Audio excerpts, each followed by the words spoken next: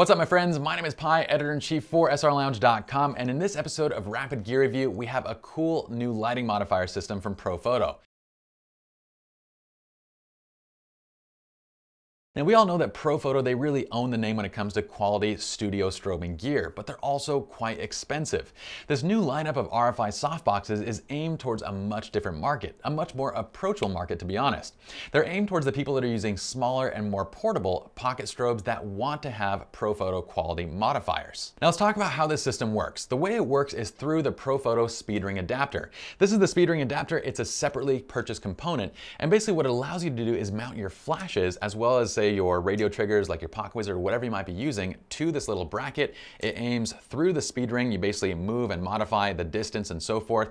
We tested out the softbox, the 3-foot Octa, as well as the 2x3 rectangular softbox. Now, once this ProFoto RFi kit arrived, I began the process of assembly, and the first thing I noticed when unpacking the components was the overall build quality. Once again, ProFoto lives up to their name, and the softbox material, it's thick and it's durable. The steel rods, they're firm and very well made. I actually have 4 of them right here. This is from the rectangular softbox.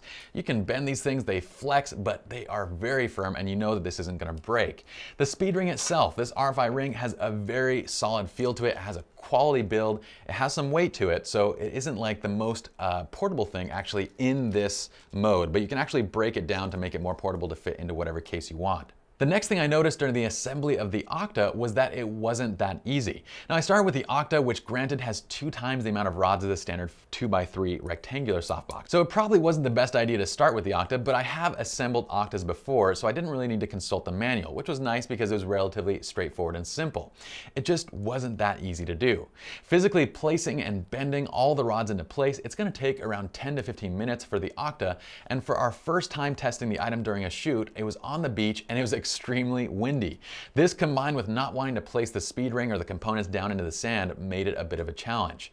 Although I did find a handy dandy workaround. In a windy situation, I found that if you wear the Octa as like a skirt, it not only makes for an awesome fashion accessory, it's also far easier to place the rods because it's not blowing around in the wind and so forth. I also found that at certain points, it really was much easier to put it together with a second set of hands helping to keep the speed ring and other things in place. Either way, for someone that's an on-the-go shooter, this means that you need to plan anywhere between 10 to 15 minutes to get the Octa set up when on location. If this is an issue, I'd highly recommend going with one of the rectangular softboxes because with only half the amount of rods and with that rectangular shape, they are far easier and quicker to set up.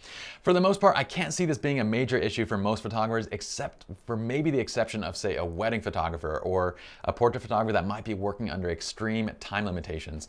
Just in general, realize that the design of an Octa, regardless of who builds it, is going to require more rods, making it that much more of a challenge to set up. One other thing that's worth mentioning is that these speed rings, they're designed for standard modern flashes, and that shouldn't be a problem for most of you. I recently did a review on the reissue of the 285 HV. It may or may not be up at the time of releasing this video, but either way, check it out when it is available. These have an extra large oversized head, and the speed ring is designed to basically fit 2 flashes at the same time. Now, as you can see, with this kind of placed in here, there's very little room to fit a second flash, and they're really not designed for these kind of oversized flash heads. So generally, you're gonna be better off using a more modern flash. More modern flashes aren't gonna have any problem. When I was using these Vivitars, I kind of had trouble getting them exactly into the place. But basically how it goes is you're gonna place them inside. Let me go ahead and set this down.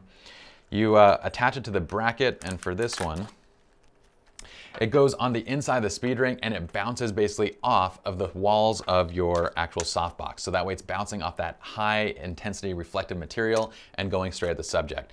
With the Vivitars, I couldn't get them correctly positioned. They still worked, but I was losing a little bit of light because it wasn't catching everything. All right, so that's just a quick note. If you do have large oversized heads, just remember that. So in regards to light quality and output, I was in no way disappointed. In fact, it was actually pretty incredible. The high efficiency silver coating that they put on the inside of the softbox, it puts out an incredible amount of light, and there was very little light loss. We even had enough light to retain all of my background detail in basically all situations other than pointing directly into the sun. Now, because I didn't get to use it much on the beach, I did another comparison just here in the studio. I just wanted to check the difference in light quality between the 3-foot Octa versus the 2x3 rectangular softbox versus a standard just shoot-through umbrella, which is a common portable lighting modifier that we frequently use on our shoots. Once again, I was pleasantly surprised by the results. I expected the softboxes to be better than the umbrella, but the difference was far more than what I'd thought.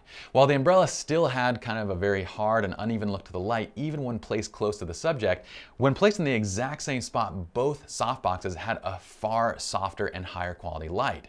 Now, in comparison between the two, just as far as portraiture and stuff, I kind of favor the Octa, although both work incredibly well. So let's sum it up. You can pick up the speed ring right here for 125 bucks, and you're gonna need one speed ring for each light source on your set, okay? So for every lighting modifier, you need one of these. Now, the lighting modifiers themselves, they actually range in price. The RFi Octa Softbox, which is what we have here, this is $235, and this makes the total cost of this single lighting modifier around $360. Now, $360 for a lighting modifier is definitely not inexpensive, but at the same time, I can say that $360 is definitely a value for what you're getting. These softboxes, they're designed for heavy use and abuse. They're made to be broken down and set up over and over. They're designed to create a high quality of light, and you can expect them to do that for years and years to come. So with that said, they're actually a great value for the price because you're paying for quality, and quality is going to be used over years. All in all, we give the ProFoto RFi speed ring and softbox system a total of 5 out of 5 stars. It's an absolutely awesome lighting tool, which is going to be in our toolkit, and we're going to frequently use for years to come. Hope you all enjoyed this video. My name is Pi, and I'll see you all in the next video.